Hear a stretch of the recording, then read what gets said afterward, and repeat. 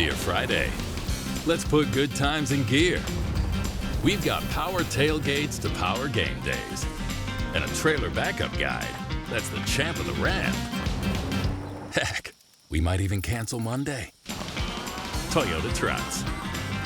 Lease a new Tacoma for $309 a month or get 2.99% APR for 72 months on a new Tundra. Find yours at Toyota.com. Toyota, let's go places. Welcome to Minutes with the Mayor, brought to you by Mercantile Bank. I'm Bob Gough. Of course, the guest today is Linda Moore, fresh back from Champaign, Illinois, as being a part of this year's Edgar Fellows group. Congratulations. Thank you. Did you learn a lot? I actually did. I learned there were mayors there, legislators, senators, congressmen and women, Chicago aldermen, downstate, mayors. So it really was a good group, a lot of agency heads and leaders around Illinois. And you all have a lot of the same problems, don't you? It was interesting. The first day we got to talking, and there were 5 mayors. 2 were suburban Chicago.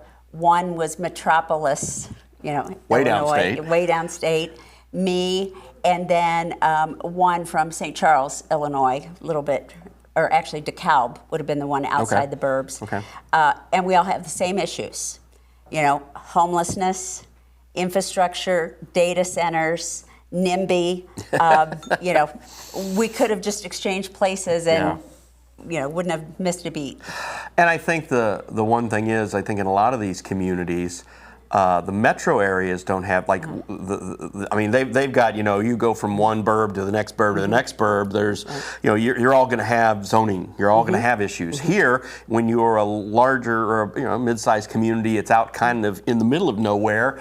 You just step outside the mile and a half, and there's no zoning. That's right. So we're more prevalent to get the data centers and the hog confinements and the wind farms and what have you. Exactly. So. Solar farms, too. Let's not forget those. Oh, yes. It was really good to compare notes and find out, what has worked in those communities, and sharing with them what has worked here that they might be able to incorporate, and really just establishing some relationships with those who maybe have either been through it before or will be going through it in the near future.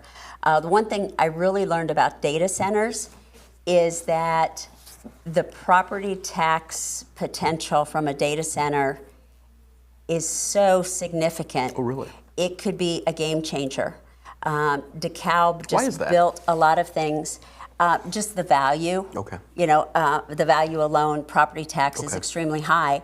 And their water usage is not as much as you would think. A car wash will use much more water than a data center. The other thing, Aurora actually has an ordinance. It was meant to be against data centers, but it really sets some parameters that if a data center wanted to come, it has to follow certain criteria that then actually makes it worthwhile. So we are looking at that ordinance, and I'm hoping we can get that ordinance on the agenda probably in September or October, so that if a data center wanted to come here, we can have the parameters in place to make it beneficial to us without it taking away from our existing resources. Again, the issue you're going to have is like you have with all the other issues when somebody wants to put something here is somebody doesn't want it next door. Not in my backyard. Yes. So, exactly. But I think that when I think it's got to be a good feeling for you and the other 39 other participants at the Edgar Fellows retreat. Is it a retreat? What is it really called? It's not really a retreat, although you're in working sessions from 8 in the morning until 8 or 10 at night. Right. I don't know that I would call it a retreat, because to me, a retreat is relaxing. Conference is probably a better word for it, but the discussions that we had, and a lot of the problems too that we have, one entity cannot solve them by themselves. No. It takes cross-functional cooperation, and it takes city, state, federal, all working together to solve a lot of these big problems. You mentioned homelessness earlier at the Human Rights Commission on Thursday night, that topic came up, and someone came up that, and he just he was a fellow who had experienced this himself, and he sort of made some offhand comment about he thought there were like 500 some homeless in town. Then our friends at the United Way reached out to us like, well, we think it's closer to 150. So again, and I know the United Way has been such a great asset in trying to solve these problems, and I know you started this commission on it as well. And again, the housing task force, the housing and the homeless issue, there's a little bit of a connection there, but they're kind of really two separate issues with just kind of a sphere intersecting, right? They are two distinct issues, two distinct committees. The Strategic Task Force on Housing was established to identify ways that we can generate more affordable housing for our residents. The Committee on Homelessness will really be looking specifically at homelessness. What is the problem? How did the problem occur? And how do we end it? And that could be any number of solutions. I want solutions, though. I don't want to have conversations. Right. You know, I know we have a lot of social service agencies who have worked really hard on this for years. Enough with the talk. I need solutions. And it may be at the first meeting, if money could solve it, it's not a problem. So whatever amount of money we need, what would it look like? You know, then we can go to the grant programs, we can go to the different government entities, we can go to benefactors, and we can figure out, okay, now how can we pull the money together? And there are opportunities like that. I think we need a solution that fits our community. And I think we're going to find that homelessness exists in many forms. You know, there are some who simply choose to be unhoused or homeless because they don't want to work through the system. I mean, I've been trying to help someone lately, and just trying to work through the system to get that help that she needs, nearly impossible. You know, and in fact, a few times I threw my arms up and said, no wonder people choose to be homeless. It's not easy to navigate the program. You know, the other thing is people are homeless for different reasons. You know, sometimes it is a mental health issue. Sometimes it's an addiction issue. Sometimes it's one emergency that just caused them to lose their housing and now they have nothing. And once you're homeless, you don't have an address. Oftentimes you don't have an ID, so getting a job is nearly impossible. There are just so many roadblocks that could be put in somebody's way. So it's peeling off those one layer at a time, helping one person at a time, until we get everyone taken care of. And while I'm sure you were at the conference, nobody was just there writing checks. I'm sure there were people there who were kind of helping you look at potential avenues to bring in funding. Correct, exactly. There were a number of agencies there that have funding that could help us. The other thing that was interesting, there were 2 aldermen from the city of Chicago. And of course, Chicago is a whole different egg than Quincy. Right. And the aldermen have an office and a staff, but one of them has 4 homeless encampments in her ward. And the largest was 100 tents. Oh my gosh. She then went and one by one got them into housing. Now that one is gone. Now she has 3 left. And she spent a lot of her time with boots on the ground with social service agencies making this all happen. I don't have that luxury of being able to do that. And I know our social service executive directors don't have that time either.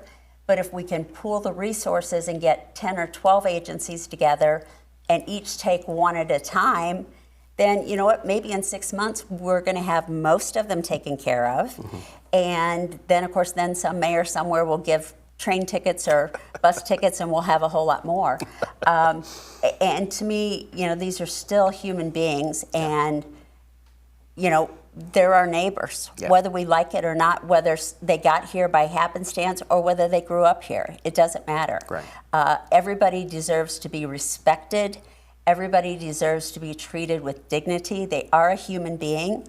And so some of the fodder on social media, you know, enough. If you were in that situation, you wouldn't want to be treated that way or made fun of. Sometimes they can't help it. Yeah. Sometimes they can, but sometimes they can't. And so you can't stereotype and just throw everybody into one bucket. No, I get it. Last couple things. When you took office, one of the things you did with the city council meetings was streamline them a bit to go to the consent agenda, which also gave aldermen a chance. If something was in the consent agenda, you could pull it out separately. You think that process has worked? Yes, I do. And I think it's given us time to talk about other issues. It's given us time to educate people on some of the resources in town. So I really like the consent agenda. I do think it's helped a lot to better serve people at home. We still read the entire consent agenda. You know, most councils, they don't. It's just one vote and done. Right. And if you weren't paying attention or looking at the agenda, you don't know what was just passed. So we made the choice to actually read the agenda so that people at home have an idea of what's being passed. And sort of along those same lines, when you talk about a streamlining process or what have you, when you make the decision that somebody wants to waive the 3 readings, sometimes it is done because you have a deadline coming up, which I believe was the case with the Clay trap shooting range. Yes. Yep. But there are other times when somebody just what would be some of the other reasons people would want to fast track that? And is that something that should be used more or less, in your opinion? It varies. And every case is different. You know, every time it's for, a specific reason. A lot of times it is deadlines. A lot of times it's maybe a matter of, hey, we should have done this a long time ago, and it slipped through the cracks and nobody found it until the mayor changed hands 3 times. And, so sometimes it's a matter of, let's just move this forward. There's no objection whatsoever. No reason to just let it sit. Let's move it forward. Okay. Yeah. Mayor Moore, as always, thank you for your time. Welcome back. Thank you for having me. It's good to be back. That's all the time we have for now. I'm Bob Gough. Once again, thanks to Mercantile Bank for sponsoring Minutes with the Mayor.